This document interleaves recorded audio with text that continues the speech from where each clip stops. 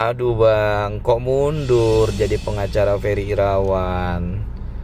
Kalau soal KDRT saya nggak mau bela. Lah, abang mau bela apa emangnya kalau bukan soal KDRT? Be profesional dong. Saya lihat beberapa kali blunder karena dihujat sama netizen mundur alon-alon. Gak boleh, harusnya tetap konsisten dong. Karena ini reputasi abang juga gitu loh. Karena saya salah satu fans abang loh. Jadi kalau misalnya abang mundur sebelum berperang, ya ini lama-lama kelihatannya nggak profesional gitu loh. Kalau bukan soal KDRT, emang soal apa lagi yang mau bela gitu loh? Ya sampaikan saja. Ya abang harus tutup telinga kanan, tutup telinga kiri, ya lurus saja gitu loh. Kalau misalnya begini terus, ya lain kali kan hati-hati, klien hati-hati pastinya untuk pakai abang gitu loh. Ya saran saya, abang lain kali sebelum megang kasusnya, ya abang betul-betul pertimbangkan, kapan perlu minta pendapat.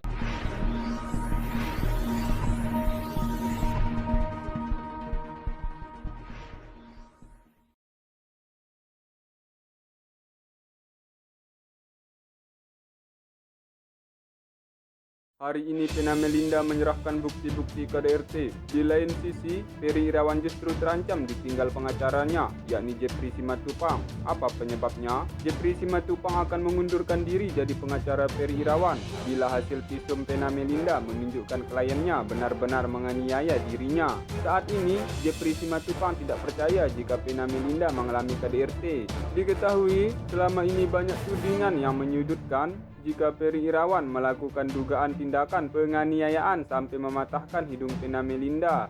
Jeffrey pun mempertanyakan kebenaran tentang hidung Pena Melinda yang patah akibat tindakan KDRT yang dilakukan kliennya, yakni Ferry Irawan.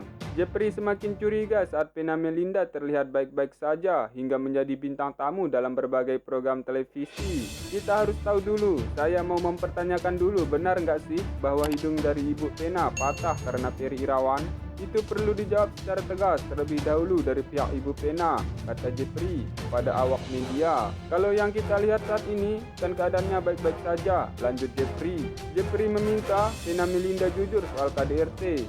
Ya, kembali lagi kami fokusnya di pemberitaan yang beredar adalah patah hidung, kata Jeffrey Simatupang. Pengakuan tersebut juga telah diceritakan Ferry Irawan saat menjalani pemeriksaan di Polda Jawa Timur. Lebih lanjut, Jeffrey Simatupang sempat menanyakan kebenaran akan kabar itu. Namun kliennya bersumpah tidak pernah melakukan hal itu kepada sang istri, yakni Pena Melinda. Pak Ferry bersumpah tidak mematahkan hidung itu. Saya sudah bertemu dan Ferry Irawan sudah bersumpah jika dia tidak mematahkan hidung Pena sampai menimbulkan darah, ungkap Jeffrey. Oleh karena itu, kuasa hukum Ferry Irawan meminta kepada pihak Pena Melinda membuka semua hasil medis dan menerangkan terkait dugaan mematahkan hidung. Jika hasil medis terbukti benar, Jeffrey sebagai kuasa hukum akan mengundurkan diri untuk mengawal kasus Ferry Irawan. Apabila benar hidung tersebut patah, saya akan mengundurkan diri sebagai kuasa hukum Ferry, tutur Jeffrey Simatupang. Lebih lanjut, Jeffrey menyebutkan bahwa kebenaran ini dibutuhkan untuk menentukan nasib hukum kliennya. Jika faktanya Pena tidak mengalami kekerasan yang menghalangi kegiatan sehari-hari atau mengganggu mata pencahariannya, maka Ferry Irawan bisa saja hanya dikenakan pasal 44 ayat 4 dan bukan pasal 44 ayat 1. Baik pasal 44 ayat 1 dan ayat 4 ini memang mempunyai perbedaan masa hukuman, yaitu 5 tahun dan 4 bulan. Karena dalam Undang-Undang KDRT itu jelas sekali di pasal 44 ayat 4, ketika seseorang mengalami kekerasan yang tidak mengakibatkan penyakit, tidak menghalangi kegiatan sehari-hari, dan tidak mengganggu mata pencahariannya, itu harusnya dikenakan pasal 44 ayat 4, yang ancaman hukumannya itu 4 bulan. Berbeda dengan pasal 44 ayat 1, yang hukumannya adalah 5 tahun, ungkap Jeffrey. Terima kasih sudah menonton. Jangan lupa subscribe, like, dan share.